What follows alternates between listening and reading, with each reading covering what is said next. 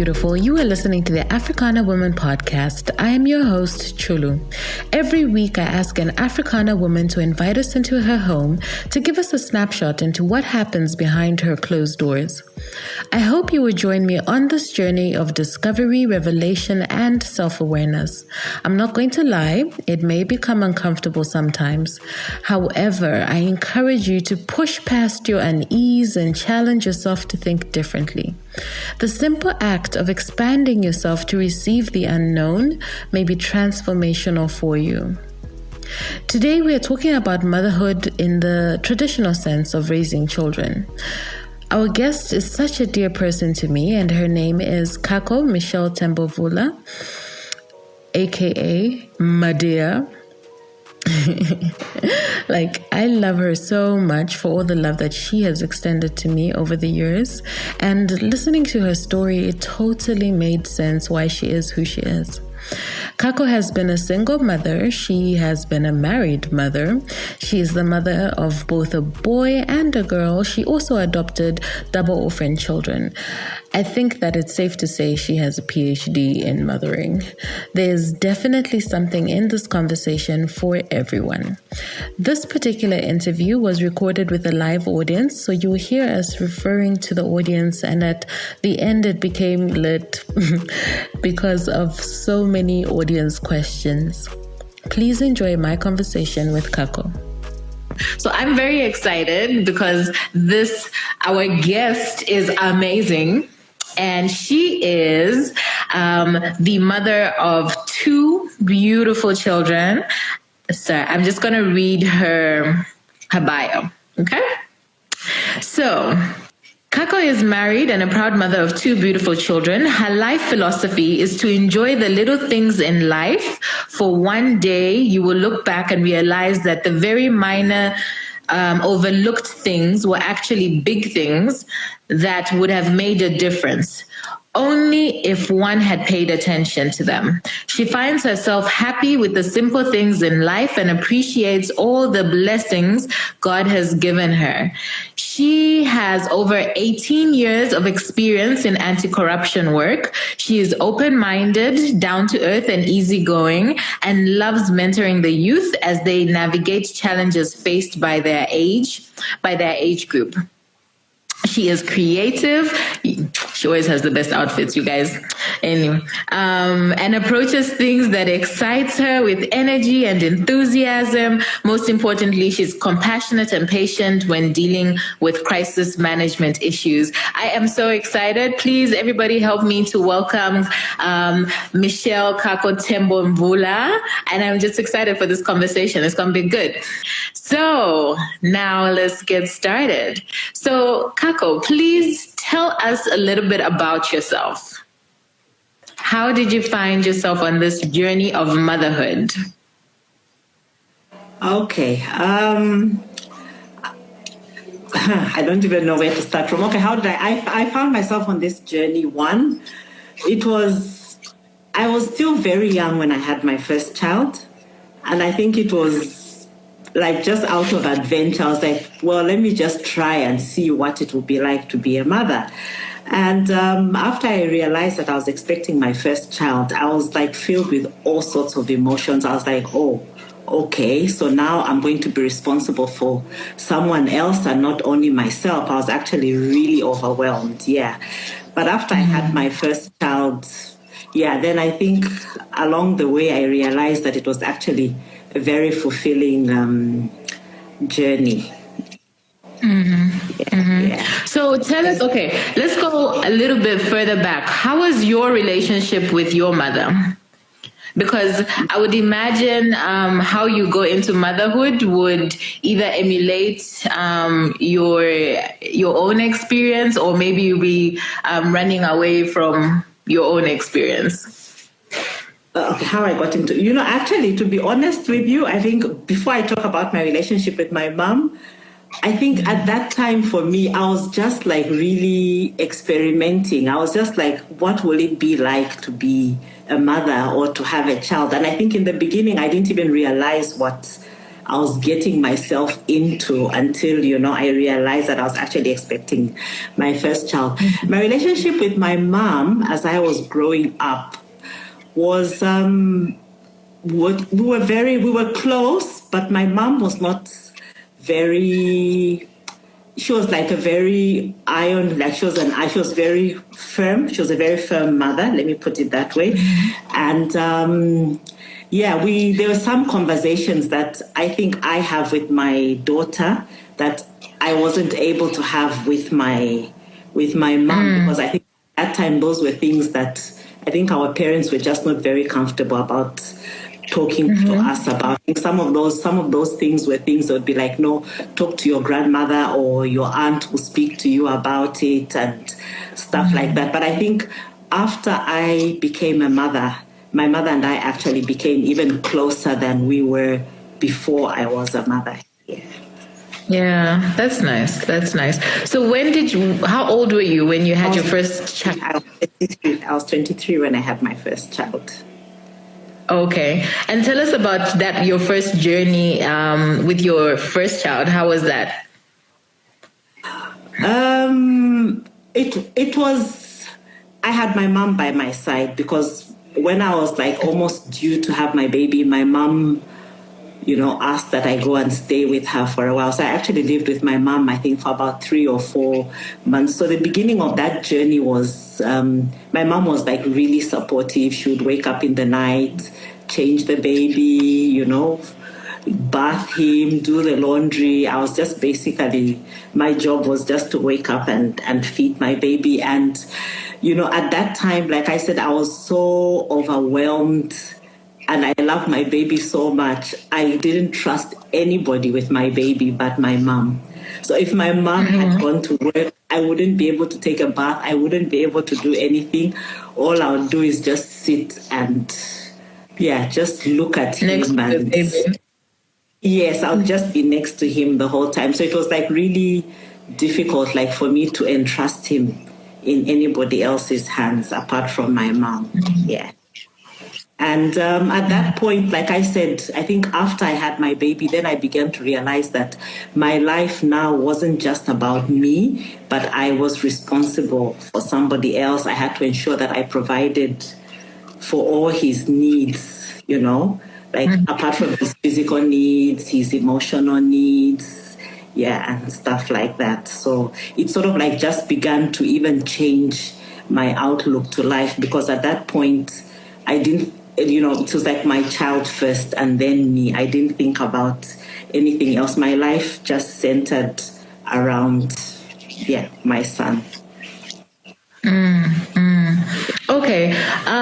So at that time, what role was the father of your child playing in his life?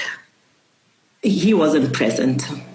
He was, I think he just came to see him once after he was born. And I think the next time he saw him was like months later. Yeah. So basically he wasn't, Okay. So you stayed with your mom for, you said, about 3 months. Yeah. Then what happened? I stayed with my mom for about 3 or 4 months. Then, because my mom lived on the Copper Belt. So then I came back to Lusaka, and I came back to Lusaka. I stayed for a bit, but then I realized I just wasn't coping on my own. So I went back to live with my mom. Yeah, and I stayed with my mom, I think, for about a year plus.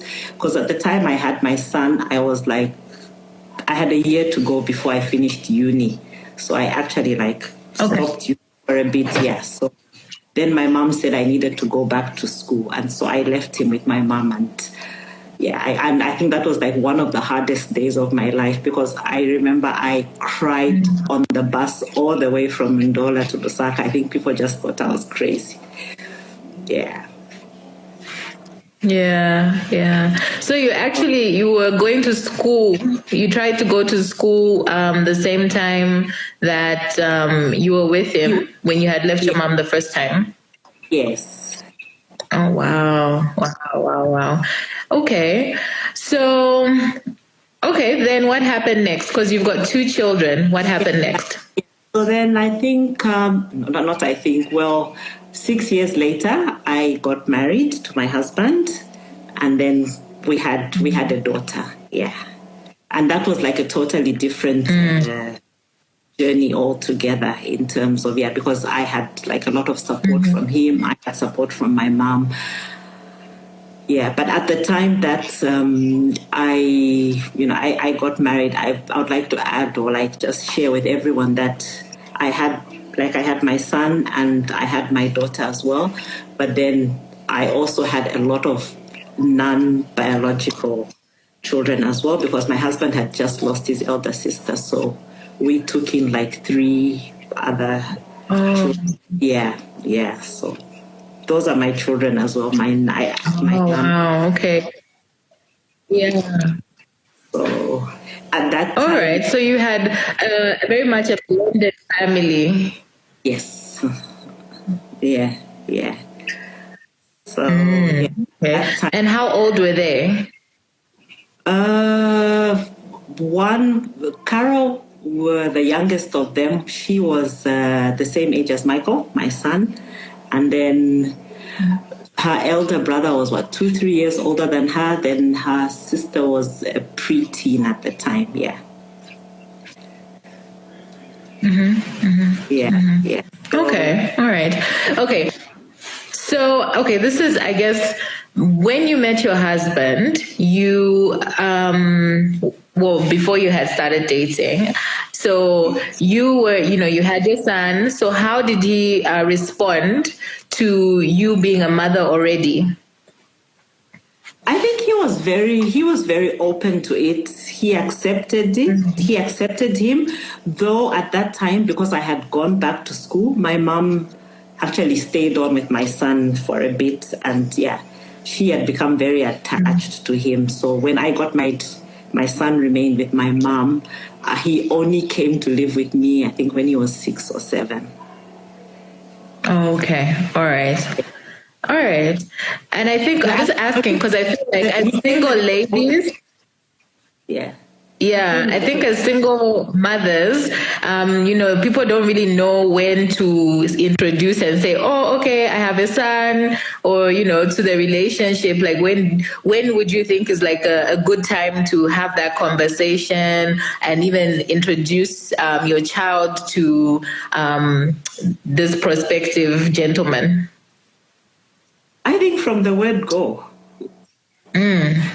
Yeah, I think it's something that should be done from the word go so that, your prospective partner should be able to know whether, they should know, what you have in your life. Because, a child is so dear to you. That's whatever it is that you do, even when you're in that relationship, you're always thinking of them as well. And I think even as I was choosing my, my partner, my son was always like, he was like my first priority. So I always had to think about his well-being. Is it someone who would accept him? Is he, the kind of person that would be able to instill the kind of values that I would want in my child? Would he be able to give him, a stable background and things like that? So those are the things that I took into consideration, actually, even as I was choosing my that's okay. So I'm thinking about when you have a blended family. I know I've seen some instances where if one person comes in with children, then it's a matter of, oh, those are my children, you can't discipline my children, don't talk to my children that way. So how did you go about, coming together as a family?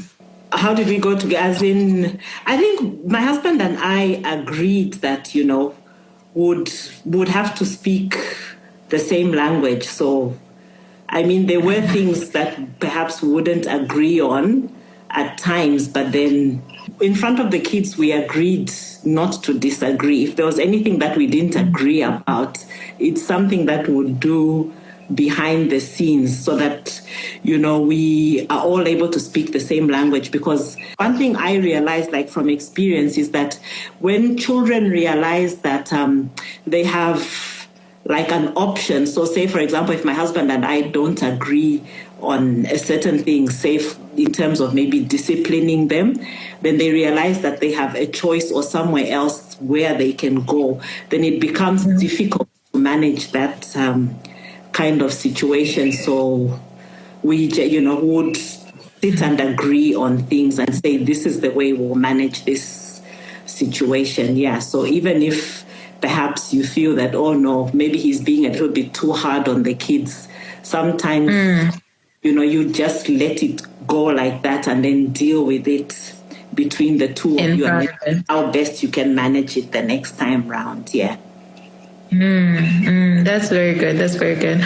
Okay. So in terms of cultural influences, what do you think has impacted how you are a mother to your children? As an African mother, what do you think has influenced you in the way you mother your children?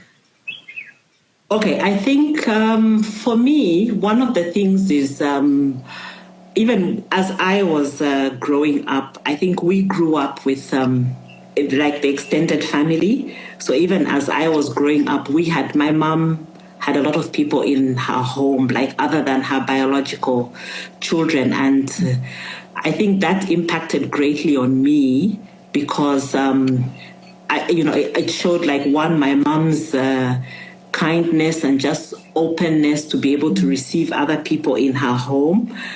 And I think also how the other people also had an influence on us, me and my siblings, even as we were growing up. So I think that's one of the things that impacted greatly, because then it also taught us how to respect other people, especially elders. It also taught us, just the importance of sharing with others and just caring for other people, which I think is something that helps us to become more responsible as adults and I think even as parents. So for me, I think that's one thing that impacted greatly on me, because I think that's something that's very common in a lot of African homes.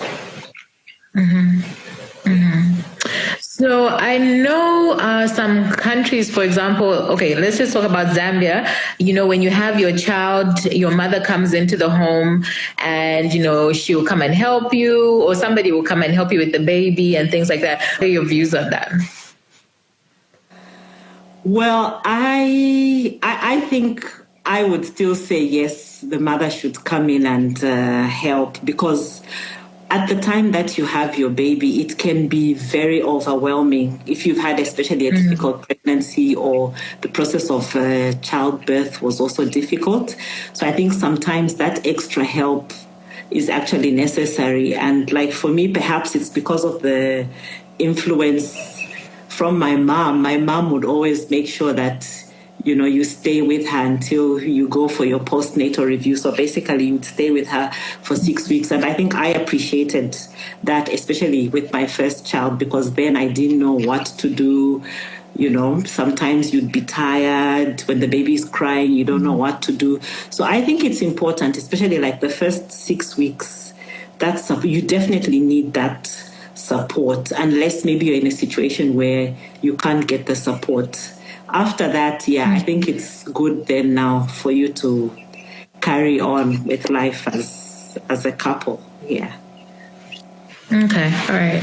So for me, my husband, like when I had my daughter, he was very supportive, because at the time I wasn't working, but he would still come home from work. He would be tired. Even if the baby is crying at night, he would wake up, change her, and just help with her, which I thought helped, all like him to bond with her, because they're actually very close, and it helped us to bond as well, because I think sometimes you also find a situation where our partners, husbands or partners, tend to feel left out in the process, and then they feel a mother is concentrating more on the baby and not paying too much attention to them.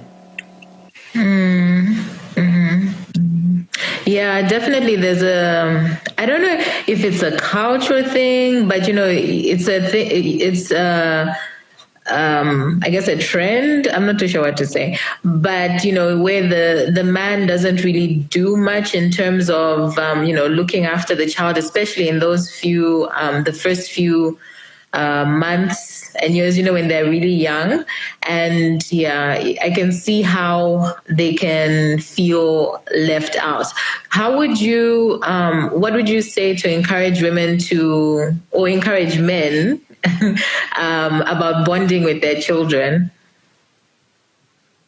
I think I would encourage them. I think we need to move away more from that's like it's a mother's duty only to look after the baby, and for them to get more involved in taking care of the baby. And so in terms of even feeding, bathing, changing the baby, and I think I would encourage them to also get more involved, because then that way you're all spending time and bonding together, as opposed to a mother just doing it on her own.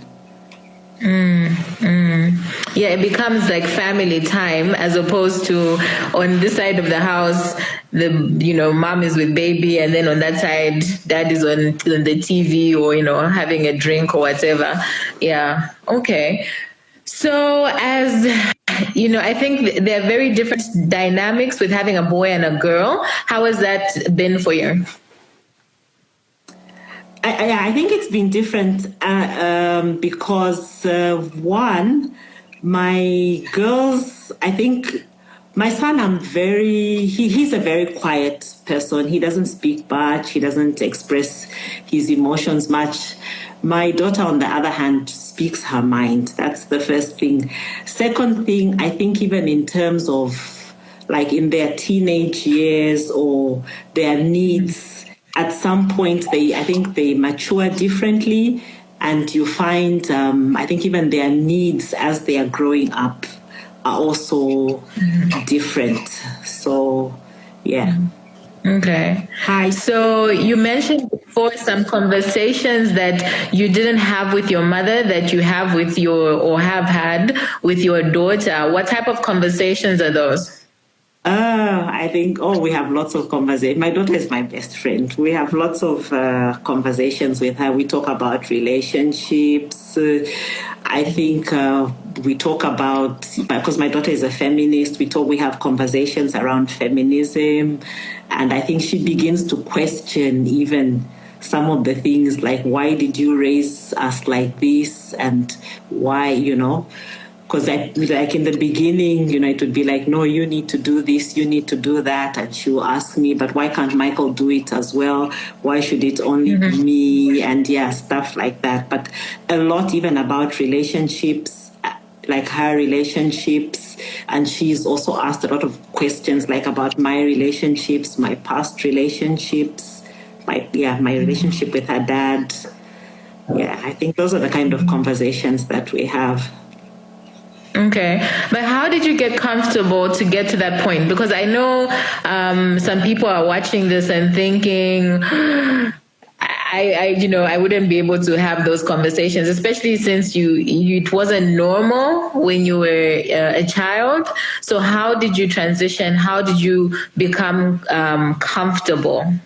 I don't know. I think when my daughter was in boarding school, we used to write each other a lot of letters, like where we would just basically express how we feel about anything and everything. Yeah. Because I would write to her like almost literally like every single day. So by the time I would be sending her a letter, it would be like maybe 10, 15 pages. And she would do the same. So I think at that point, we also just agreed that we would be open with each other about everything. Yeah, so I think it wasn't, I wouldn't even say, I don't know, it just somehow happened, I think. Yeah. Okay. I think that was the starting point. And my daughter, I think, made it a point. She told me, she'd always say, "Mommy, you're my best friend, and I don't want to hide anything from you. So you know whatever's going on in my life." And I think even when she's been in a relationship, she's like, "You're the third person in our relationship." So how soon did you allow her, how soon were you comfortable with her having a relationship? Because I feel like a lot of people will concentrate, like, they'll tell their kids, no, you have to concentrate on books, So how did that I think fold out? in her last year of high school, when she like opened up to me and said, "Yeah, I think there's somebody that I like," and stuff like that. I was like, okay, so we're going towards the end of high school, so that's fine. But I mean, even then, we would still talk about like the different aspects of her relationship as well. Yeah, we would talk about that. So I mean, there are things you talk. Yeah, I think we'll talk about that as well. Okay. Elaborate a little bit more. Okay, as in what? Okay.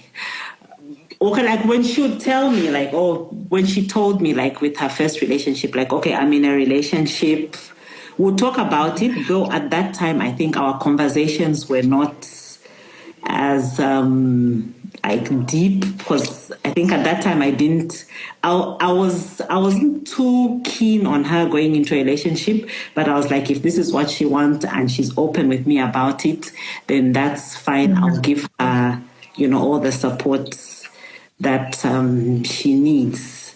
Yeah, but then I think even now we've had conversations where I think she still feels I haven't been maybe like open enough, and there are still things that we should be able to talk about a bit more freely, like the sexuality and things like that. Yeah, I think maybe we still need to have I still need to have more conversations with her about things like that. But even like when she would have arguments with her boyfriend and things, she would still come back to me and say, "Oh, we've had an argument. How would you manage this? Or how would you deal with it?" And I'll be able to give her advice and things like that. And I think like even now we've been having conversations, and she's actually asked me to say, "Please, could you even like write me letters with advice, so that even when you're gone, I can still look back and read those letters." Oh, that's a beautiful thing to pass on. I love that. I love that, to be able to leave something tangible that she can refer to, like a piece of you. That's very nice. Yes, and because I actually asked her, would you like me to do them in a soft copy or hard copy? And she said she'd actually like them handwritten. So I'm actually in the process writing letters to her. Then I think maybe another thing I'd just like to add on, my mom, I think, was like really conservative, not very comfortable in like talking about having these conversations about relationships and things. And I think when you ask like, how did I transition? I think one of the things that helped me to be able to have these conversations with my daughter especially was my dad. My dad was, I think, a bit more open with us as we were growing up. He would talk to us about, relationships. And yeah, he was like more open. And I think he wanted us to be as independent as possible. Because I remember one of the things that he would always say to us is, don't forget if anyone ever tries to trouble you, they should remember that you were not found in the bush. So, they should always remember that they found you with people and not in the bush.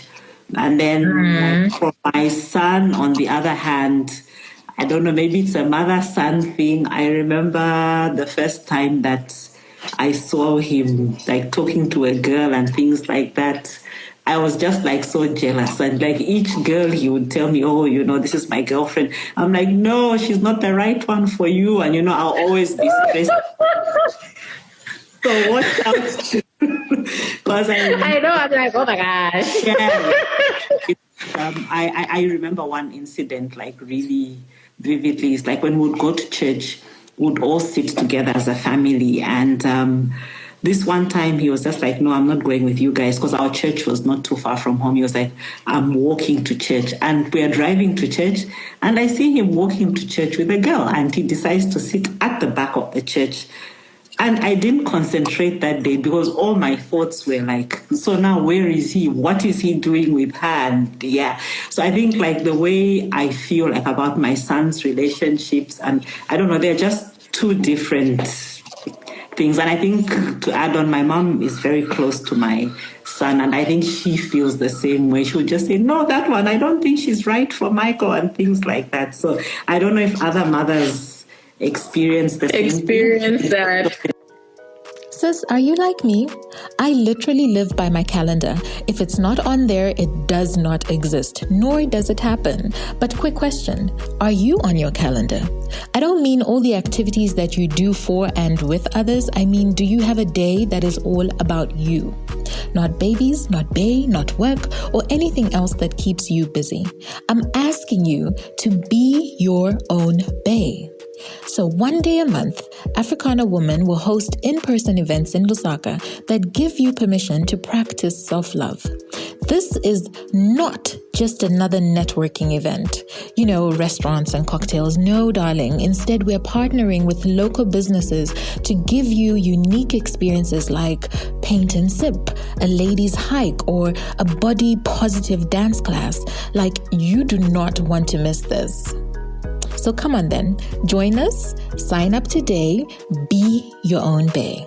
Find the link in the show notes or go to africanawoman.com. Now back to the conversation. Okay, so as you're writing these letters to your daughter, what do you want to impart? What do you want to leave her with? Is there anything, I guess, that is from a cultural sense that you will be speaking to her about, or you'll be writing to her about? I think for me, if it's from, from a cultural sense, I would just like to, impart on her the importance of Ubuntu.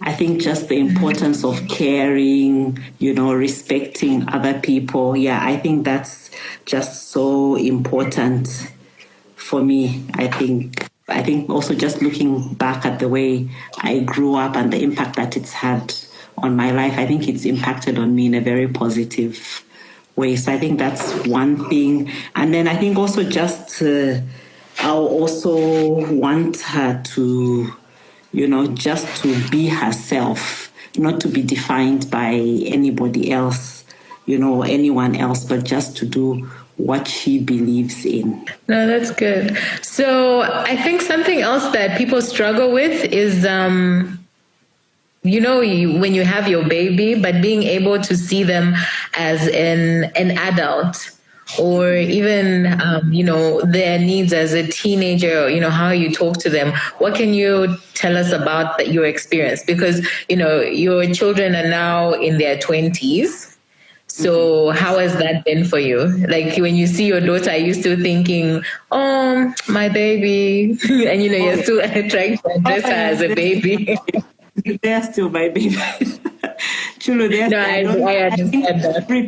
I don't think you ever get to a point where, you think your children have grown up. I think both my children still tell me, like, Mommy, I'm grown up now. I'm no longer a baby. And I'm like, no. You always be my baby, because I still worry about the smallest things about them. Have they eaten? Are they warm? Are they, things like that. Mm-hmm. Yeah, but in terms of, what was your question again? Because I think I've sort of digressed. What did you say? I think in the way that you relate to them and how you communicate and speak with them, you find that some parents are still talking to their 20-year-old child as if the child is 7. No, I think for me, yes, sometimes I think I do that. It probably depends on the kind of situation that we're in. But then I think sometimes I have to keep reminding myself too that, they're grown up. So even the way I speak to them or the thing, I think it just also depends. It varies from situation to situation. I'm trying to think of some examples that I could give to you in the different, like different situations. Yeah, let me just try and think of something that's, let me see. Well, when I think of something, I'll get back to you on that one. All right. Tell us a little bit more how your experience has been being a stepmother. I think a lot of African families, you find, like you've said, either relatives and, or even he will come in with his own children type of situation. So what is your experience being a mother to children that you did not bear? It's not a very easy situation to find yourself in, because the way because sometimes I feel like at that time there's always a comparison between maybe how you react to your child, how you respond to your non-biological child. I think people or society will always be looking to judge you or see how you treat the other child. So you're really conscious about, everything that you do. And then for me, I think it was in a way a bit easier for me because I also, went through a similar situation where I had a stepmom. So I think I always told myself that there are certain things that I went through that I wouldn't want anybody else to go through. And I think those are things that, I made it a point, even as they were growing up. I tried my best to be, to treat everyone as equally as possible. Though I think, like I said, it's something it's not an easy thing, because at the end of the day, no matter what you do, sometimes maybe a non-biological child may still feel that, you could do better. And even when you're doing your best. And, funny that you ask, I think it's even a conversation that I was having with someone the other day. We're talking about it. And I think it's only when you look back, you realize, how difficult it is. But at the end of the day, it's very fulfilling, because for me, then I feel satisfied that I was able to provide, a home, and also just to be able to be a mother to, children that were not my biological children. So what's your relationship with them like right now? I think we have a very good relationship. I actually live with my niece currently. She's working in the town where I work, so she's actually moved in with me, and we sit and we talk a lot. We have very deep conversations as well. We're able to talk about almost anything. And I think even for her, she says that now, now she realizes, that it wasn't an easy task, and she actually appreciates, the fact that, she has my husband and I that she can call her parents. Yeah, but it's not an easy journey, because I think you go through a lot of challenges. And I mean, you can also understand what they're going through, because then for them it would probably be, maybe if my mom was, because they were double orphans, so maybe it would be if my mom was here or if my dad was here, maybe things would be different. And I think one of the other challenges that I experienced along the way was, I think, something that we talked about at the beginning of our conversation, where they have an option where they realize that, oh, okay, so here, if this goes wrong, I can run to uncle this or auntie this and tell them that, oh no, this is not going right and that's not going right. And I think that's something that I told my husband. For me, I want the children to feel like this is their home. They have nowhere else that they can run to, whether they're happy about something or not. It's something that we have to sit and deal with as a family, because once children begin to have that option, then it doesn't make sense. Because I would always tell them, you need to, treat, my home is your home. It's your home. You're not going to live here like maybe you're a visitor or you're a passenger. I would say like at a bus stop where you can just come and go as you please. So you have to accept, or just live here like it's your own home. And I think actually even my niece and my children, my nieces and because there were 2 nieces and a nephew, and my daughter and son, they're actually, I think, very close. They're very, especially the niece that I'm talking about, the one that's actually living with me in Chirundu. I think we actually nicknamed her mother because she would actually treat my kids like she's their mother, Yeah, she would always like look after them and, take care of them. And I think even now she's like a big sister to both of them. Yeah. I think, with every, stepmother journey, there are different dynamics. And, when you have a situation where the parents, let's say the mother is still alive or the father is still alive, but, they're living in your home, then, that brings about, further challenges to be able to deal with their biological parent. Would you have any advice on that particular situation?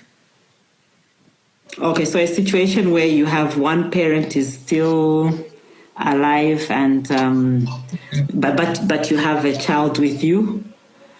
Yeah. I think in that instance, I think then it would be also very important for like the parents that are keeping, like say for example, if I was keeping a child that had one biological parent still alive, then I think it's very important for us as the parents keeping and the biological parent to have a very good and open relationship, so that you're able to talk about everything like regarding the well-being of the child, be it physical, emotional, whatever support it is that they need. I think we all need to be moving on the same page, because like I've said before, if you're not, then I think it actually brings in a lot of challenges, because then it's that kind of situation where it's like one, you're pulling each other, maybe the biological parent will be saying one thing and you'll be saying the other thing. So I think it tends to confuse the children in the process. So I think those are things you all need to be open about. So okay, I'm just going to throw a spanner in, because let's say in this day and age where a gentleman has decided that, and we hear these stories, they'll get 2 people pregnant, and then he chooses one woman, then no, this is the one I'm going to marry. So on the other side, there's a lot of bitterness because, there was hope and all of this stuff and heartbreak. So to be able to say, oh, let's get on the same page. Okay. So be talking in that situation, it becomes difficult. For me, then I think with that if there's that kind of a situation for the parent that is keeping the child, I think then you do your part as a parent. You instill the values, the beliefs and everything. You pass them on to the child, and then you leave it open. I don't think then it's fair, because I think, like you said, there are situations where people will now start saying, no, that person is a bad person, they did this and they did that. I don't think it's fair that we should let a child, or put that in a child's mind. Let them be able to have that relationship with the other parent. Let it be as open and free as possible, because I don't think there's anyone who is perfect. And there's still things that they'll be able to learn or gain from the other parent. All right, I'm just going through the comments. Annie says, sounds like what my mom used to tell me. I hated being treated differently from my brothers. I think she's commenting about Wangu being feminist and saying, why am I doing this? And then Michael's not doing this. Yeah. So tell us a little bit more about that. Were you, did you sort of like assign gender roles? Like, okay, you need to be in the kitchen and then Michael was sitting. How did that? Yeah. Yeah, I think we did. Because at the time there was Michael and my nephew Humphrey, and then we had the girls as well. And I think it's something that's what we did. And it's something I think it's something I didn't question, because I think it's something that that's the kind of way that I grew up in as well. But I think down the line, especially as Wango made me more aware of it, I think if I had a chance to do things differently, that's one of the things that I would definitely do differently. Yeah, I mean, and I think a bit more about that. Yeah. Later on as they grew a little bit older, yes, sometimes you'd say, okay, Michael, you need to do this. You need to start learning to be able to do some of these things for yourself. But I think at that point, even for him, it was a bit difficult. Yeah, they would do it, but with a lot of reluctance. So, yeah. Yeah. Yeah.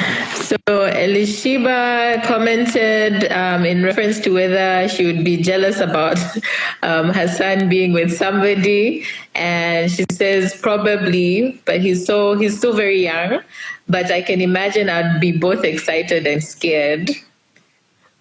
Trust me, it's I think it's mixed feelings. It's a lot of feelings, yeah. Okay. So where do you think your motherhood journey goes from here? Because you have adult children, do you feel like there's still mothering to be done? Yes, I do. Like I said, your children, in my eyes, they're still my babies. So one, I still worry about even the smallest things. If they say they are sick, I worry about if they've eaten. I worry about if they are warm. And in terms of mothering, I think there is, the journey still continues, because now they're at a different stage in their life. So they'll be talking about getting jobs. They'll be talking about going into relationships, whether long term. So I think those are things that I still journey with them. I'll still, need to give them advice. And yeah, I think guidance. So the journey for me, I think it's a journey. Parenting or motherhood is something that it doesn't end. I think we go with it till the very end, because I can see, I laugh at my mom sometimes. I'm like, so you have, your children are old, you have grandchildren, and now you carry, the worries of not only your children, but you worry about each and every single grandchild of yours. So I think in terms of motherhood, definitely there's still even a lot of emotional support that I still need to give my kids. Yeah. Yeah, I guess when they're much younger, it's making sure they're fed, and clothed, and go to school, be responsible, values and things like that. And in this season that they're in, there's definitely I guess a lot of like you're saying, emotional support, which is I think people don't really think about or think about the different stages of being a mother. Yeah. I don't know. I guess maybe when you were getting married and in your training, did they actually speak to you about, okay, how to be a mother even as you go along? No. No. So you're pretty much learning by example from your mother. That's what you're saying. Yes. That I think I think most of, I would say my mom obviously was my biggest, I think she was the biggest influence, and probably most of, my parenting and came from my mom, though I think along the way, some things maybe I have done a bit differently.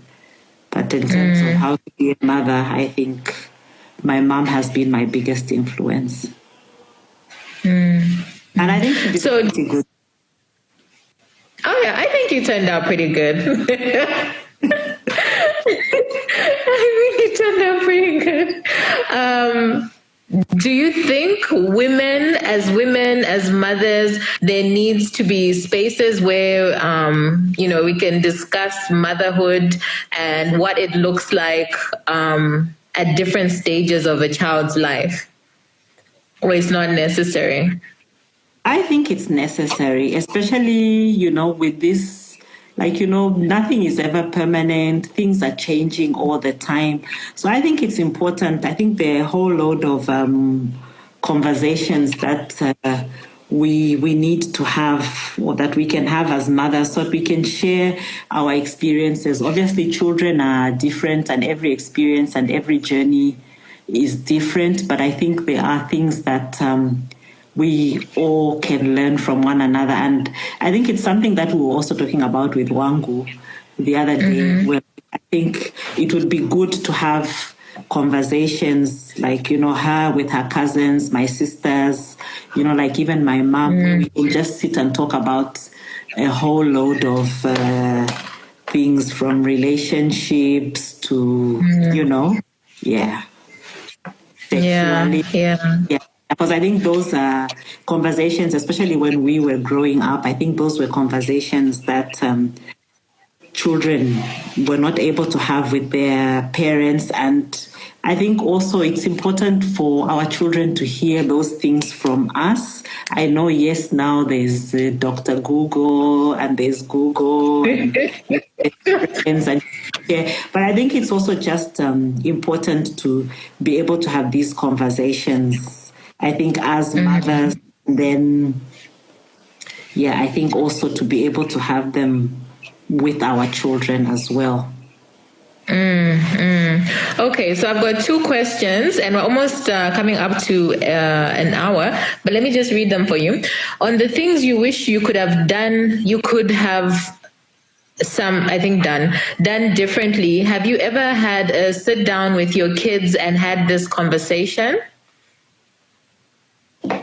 So if you thought that you did something in your past that was like, have you told your kids about it and said, okay, guys, because I've been through it, I'm not going, I don't want you to go through it? I think we have had some conversations about, certain things, but as in maybe if I had to do things differently, what would they want me to do? No, I think it's something we haven't had a conversation about. Okay. Why is this? Why not? Why haven't? That's your mom. She's asking, why haven't you had the conversation? I'll have it. I think that's something I think it's something I need to have. Especially, I know my daughter asks me a lot of questions. My son, he doesn't express himself that much, so he's someone you really have to poke him to get, anything. Yeah, he's like really closed up. Okay, so Elishiba has got a question as well, and the question is, what would you say to someone who is struggling to have a baby and their identity in Africa is so tied to being able to have children and be called a mom? That's a very good question, actually. Yeah, it is.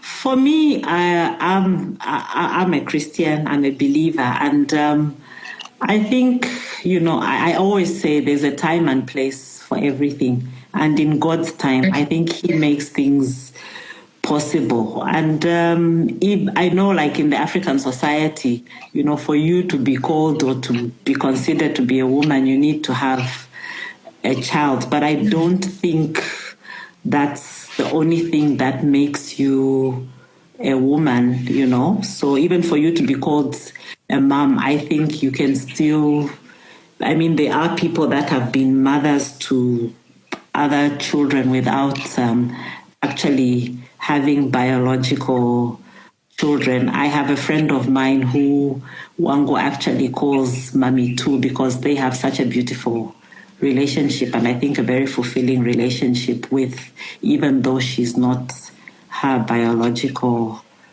mother. So yes, I know it's something that I'm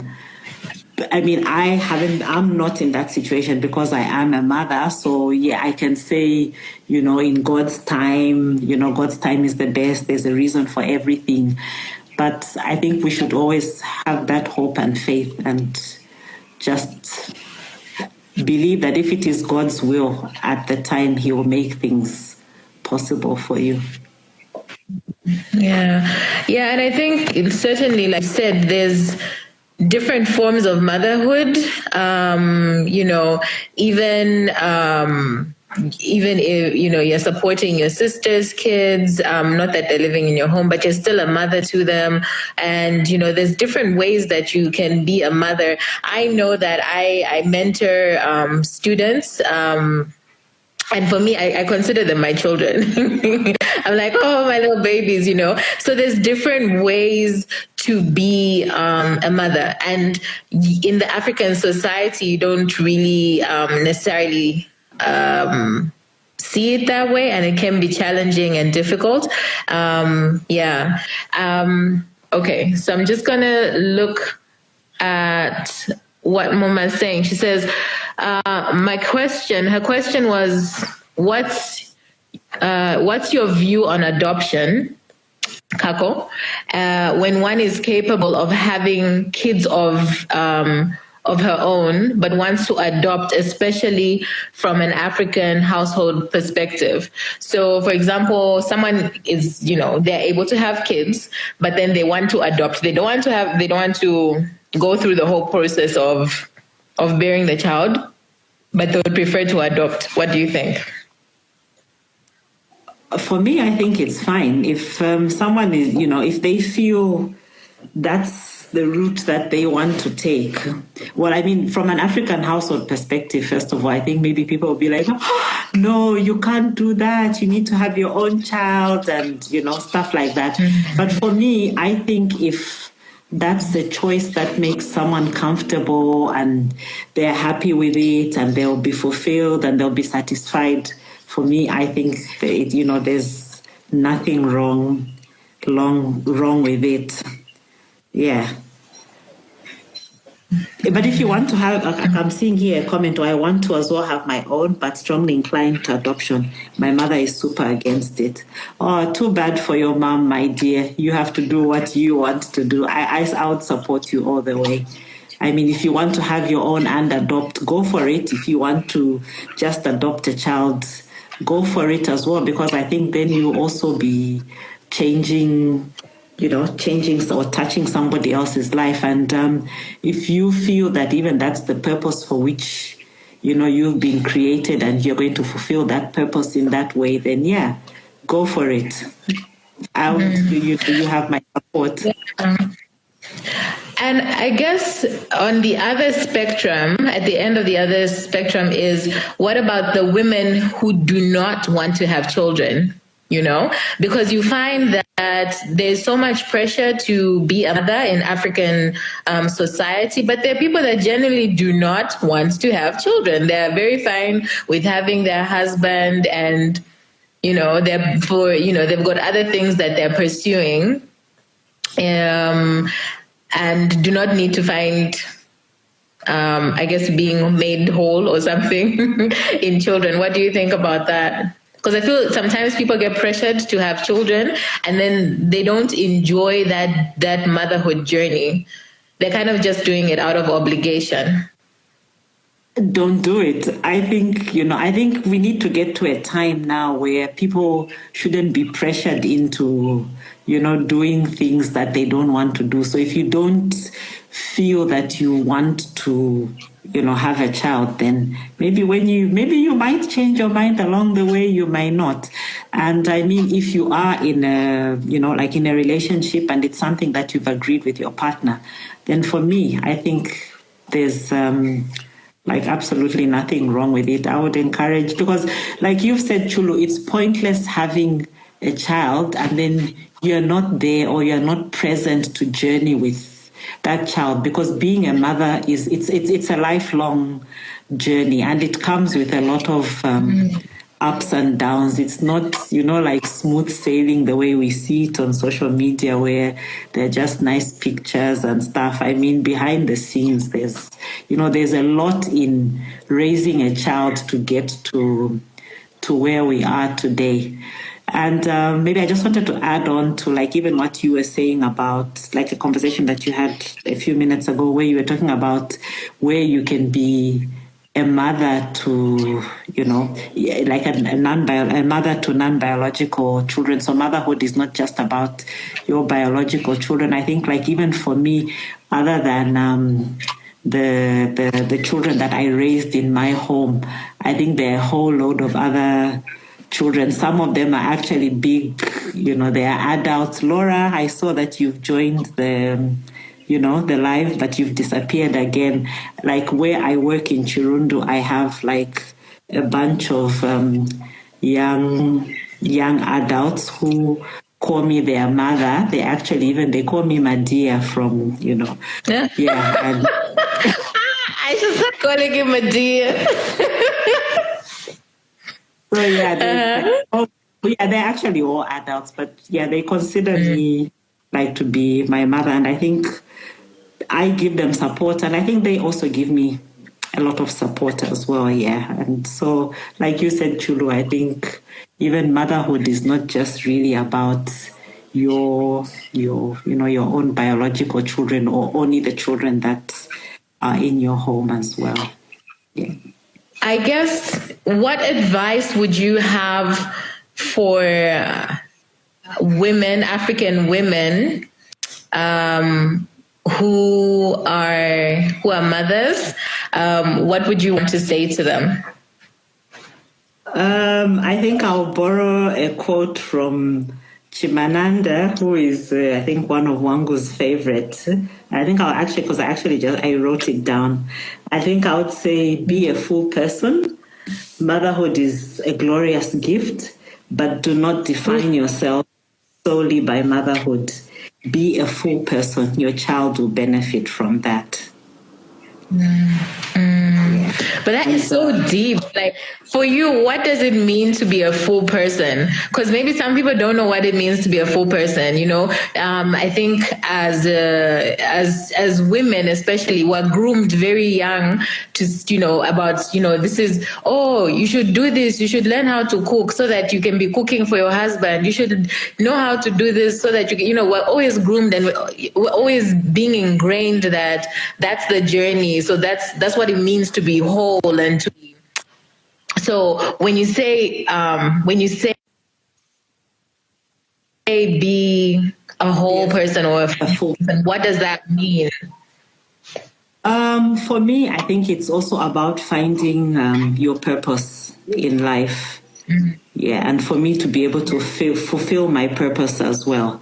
That's one of the things. And then I think, like you've said, when we're growing up, there was always that thing that was being put in us to say, you need to be a good wife, you need to be a good mother, and to be that, there are certain things that you need to do to be able to be considered a good wife or a good mother.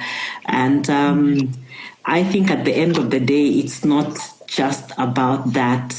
I think my dad, I always remember him for that, always, I think, taught us not to be, to be dependent on a man. And he always encouraged us to be as independent as possible, because I think at the end of the day, if I am not able to fulfill my purpose, if I don't feel satisfied with my life, then it means even the kind of influence that I will have on my children probably won't be the best influence if I am not my best self. Yeah. And I think for me, it's probably something that I've also learned along the way, and even just during my journey of motherhood. I think I probably started out with a bit of that mindset that I need to do certain things in order to be considered, a good mother. But I've realized that I think I also need to create time and a space to be myself as well. And so I think I'm also still growing. I'm also still discovering myself as well. So I think in as much as motherhood is important, you have to give support to your children, but we also shouldn't forget ourselves along the way. I love what you say that, because, some people, mothers can fall into the trap of always looking after other people, always looking after the children, always looking after your husband, or, it's always about everybody else but you, I heard someone say this recently. They said, the way we treat as women, sometimes the way we treat ourselves, if we treated our children in that way, it would be called neglect, even close to abuse. Yeah. And I was like, oh my God. Because we're always so focused on, on others, and we never leave space for ourselves as mothers. Mm-hmm. Yeah. True. So Moma just commented, she says, totally agree. You have to be healthy, mind, body, and soul to be an effective mom or parent. Okay. I just had another thought. All right. Are you reading the comments? Yeah. Now, I was just thinking about, a lot of the times we tend to be mothers. We tend to be the sole caregiver in the home. And, it's also, for me, I just want to remind people that it's also, it's not a journey that you have to do alone. Even as a single parent, you don't have to do it alone. You should ask for help, ask for support in whoever can help you, whether it's your parents, your siblings. And I feel like people go in it and think that, I have to do this alone, and they don't feel that they can ask for help. And it really shouldn't be a journey that is by yourself. Okay, this is the last question that I'm taking. Okay, do you think this is important? Okay. Like you on birthing and mothering, etc.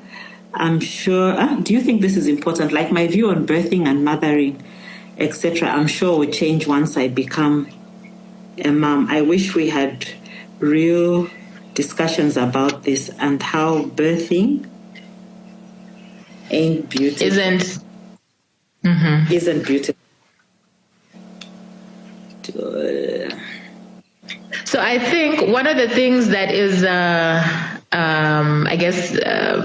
fantasized in different movies and things like that, they're like, oh, you're gonna have your baby, and then it's just like from one scene, and then the baby's there, and there's no discussion about what actually happens when you're having a baby. It's not the easiest of procedures. It can be very gross, to say the least. But people don't actually have conversations about, what that actual process is of, giving birth. I mean, when you were having a child, were you totally prepared for that? No, I wasn't. I went into it not, and I think because I went into it not knowing what to expect. But for me, like for my first child, and for me in a way, I think it was a good thing, because I mean, you hear people talk about, it's so painful and da da da da da da da, and because of that, I think I went in expecting the worst. So at the end of it all, I was like, so is this it? So, but then again, I think childbirth, the experiences are different, it's like on a case by case basis. So it will be different for me. It will be different for you, because I think, everyone just goes through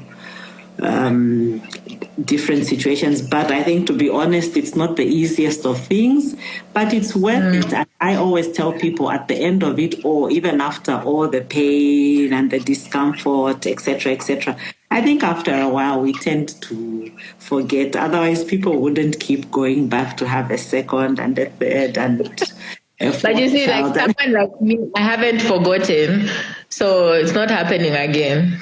No, Chulu, no, it can happen. But Chulu, if you try to imagine, like, oh, what was the pain like? Or can you still remember that pain? You will remember that, yes, it was painful, but other than that, yeah. Yeah. But I'm not doing it, guys. Not doing it, guys. Okay, so Wango says, what would you say has been the best part of motherhood? You. Having you, Wango. Well, I think, would I even be able to say the best part? I think I've loved all of it, the entire journey. I think it's difficult for me to pinpoint one specific part of motherhood. Mm-hmm. I think the whole journey, because I mean, each part of the journey has been, it has been, like I've gone through different challenges. There's been joy, there's been pain. Yeah, obviously. So I would say the entire journey of motherhood. Nice. Well, Kako, thank you so much for taking the time to have a conversation, and thank you for being so vulnerable and open about this. I know some of these conversations are difficult to have.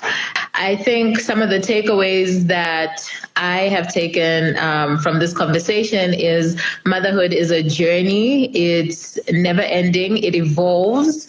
So, you also have to be able to evolve. You need to look after yourself so as you are able to look after other people. So taking time to know yourself and then be able to pour into other people. And each child is different. So, you can't expect it to be cookie cutter because you raised one child this way, then you're going to raise the next child the same way. But you have to be able to notice how different your children are and be able to adapt.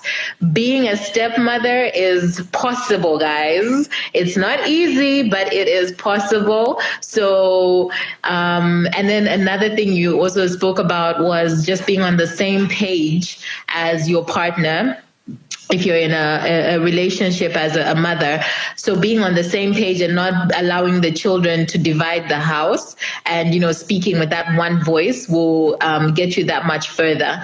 So I think those were my top takeaways from this conversation. Kako, I appreciate you. I love you. So thank you so much for joining us. I really appreciate you coming and joining us. I appreciate you taking the time. Kako, I love you. Thanks you, and thanks everyone for joining us. I think I enjoyed having this conversation and sharing my journey with you all. And if you do have any other questions, you could always just inbox me or let Chulu know, and I'll be very happy to respond to them. I also just want to say thanks to my children for letting me experience this journey of motherhood, both my biological and my non-biological children. I love you all so very much. Chulu, I love you so much too. Everything about motherhood is not the same. You can have multiple children and raise them differently because of their individual personalities and quirks.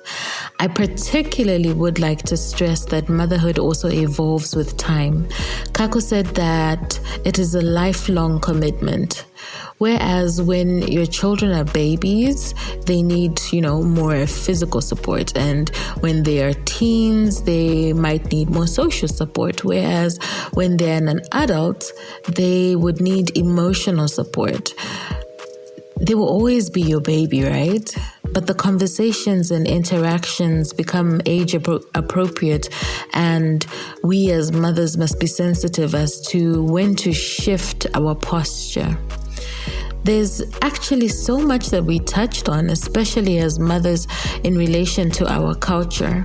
I hope you can come back to this interview time and again.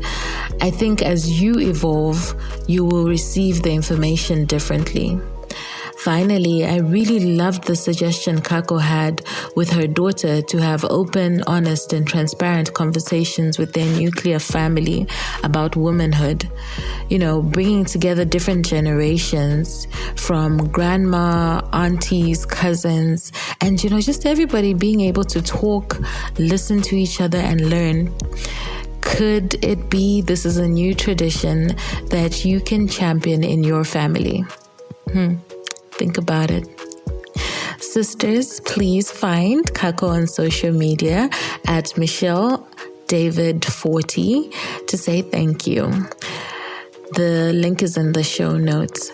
Tell her you heard her on the Africana Woman podcast and show her some love.